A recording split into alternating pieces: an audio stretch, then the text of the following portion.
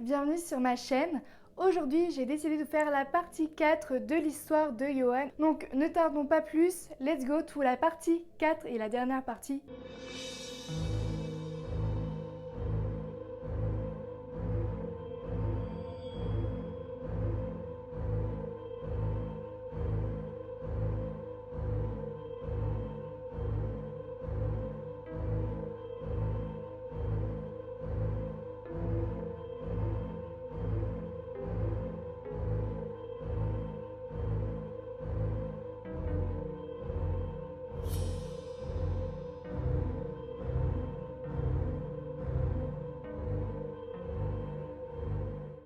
Donc Johan continue son job en tant que nettoyeur de scènes de crime. Donc comme je vous l'ai dit auparavant, cette fois-ci sa dernière mission vu qu'il a arrêté le job juste après, c'était un homme typé qui a été froidement abattu par toute la communauté à coups de pierre, à coups d'objets, car ils ont tout simplement cru qu'il était en train de kidnapper une jeune fillette. Quand la police est arrivée, il était déjà mort. Lui, dès qu'il va rentrer dans la maison, va se sentir très triste, comme si tout le monde le détestait. Alors que, voilà, bon, il s'est dit encore une fois, bon, c'est les policiers qui m'ont raconté l'histoire, donc j'ai tellement de peine pour cette personne qui a été tuée, même assassinée si on peut le dire. Et en fait, son collègue, lui, qui ne va pas avoir l'histoire des policiers, car il va arriver beaucoup de temps après, va ressentir la même chose que Johan en arrivant. Il va se sentir très triste, très affaibli, comme si le monde entier lui en voulait, comme si des personnes veulent le tuer. Il faut savoir que pendant ça, pendant que eux ils s'occupaient des corps, il y avait encore des voisins dehors en train d'insulter la personne typée de tous les noms raciaux, de tous les mots horribles et absurdes qu'on pouvait dire et qui continuaient à jeter des objets alors que le pauvre était décédé. Il faut savoir que pour le coup, Johan pouvait voir une sorte d'ombre unique mais qui se trimbalait de coin en coin comme si elle se cachait des personnes qui étaient encore en train de crier dehors alors qu'il était décédé. Il faut savoir que le cadavre n'était plus dans la pièce pendant qu'il s'était en train de s'occuper des fluides et du sang. Ils ont entendu des « s'il vous plaît, arrêtez »,« non, je n'ai rien fait »,« non, s'il vous plaît ». En fait, il entendait plein de petits murmures comme ça, mais il n'était pas tout seul. Son collègue aussi a entendu ça. Ils se sont juste dit cette fois-ci, ben non, c'est pas leur esprit qui leur joue des tours, que vraiment cet homme qui venait juste d'être tué dans cette pièce-là, se cachait encore de ces racistes qui étaient encore en train de l'insulter, qui étaient en train encore de faire comme s'il était toujours vivant. Et lui, même s'il était décédé, avait toujours peur de ses voisins qui voulaient juste le tuer encore, alors que peut-être qu'ils ne savaient pas qu'il était mort, ou peut-être qu'il faisait juste ça par méchanceté. Je ne sais pas, déjà dire des insultes racistes, c'est déjà de la méchanceté. Donc je ne vois pas à quoi ça servait. Si vous avez des idées, dites-le moi en commentaire, mais aucune idée.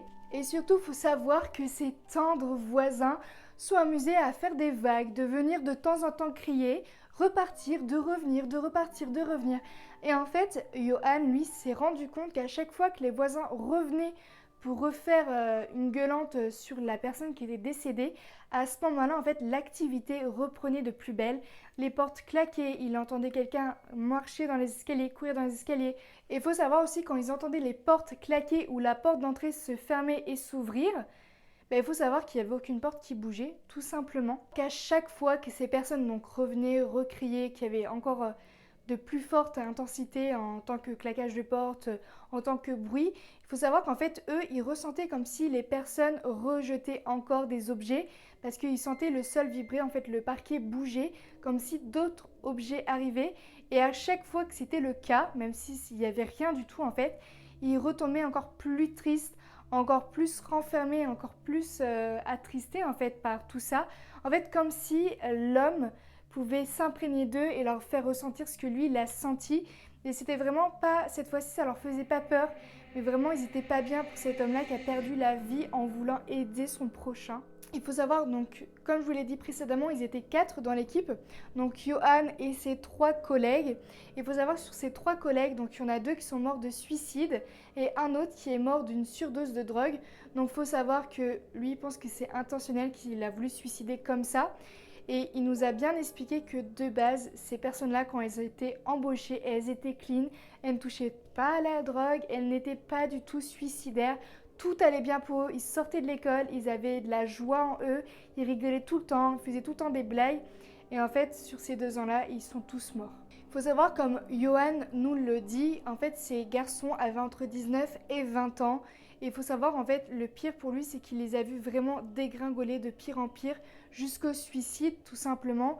Donc c'est un peu bizarre, mais il faut savoir que ils sont tous morts et que lui, dès qu'il a appris le décès du dernier, il s'est dit ok, moi aussi j'arrête parce que là c'est vraiment trop.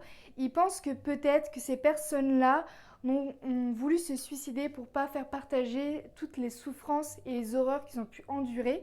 Par rapport à ça, peut-être qu'ils ont continué à faire des cauchemars comme Johan, mais il faut savoir que ça s'est passé il y a déjà 3 ans pour la part de Johan, vu que les autres sont décédés malheureusement.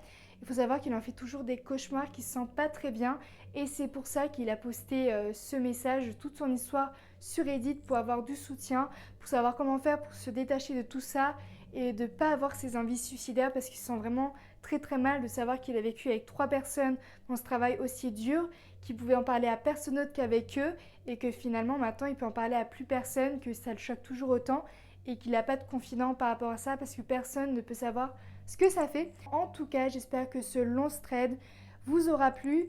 C'est vrai que c'était en 4 petites parties. À chaque fois, j'ai mis du suspense pour que ça vous donne encore plus envie de voir la prochaine vidéo, tout simplement. Ce qui est un peu normal, vous allez me dire. En tout cas, merci d'être là, merci de me soutenir. Et moi, je vous dis à dimanche pour une nouvelle vidéo. Bye!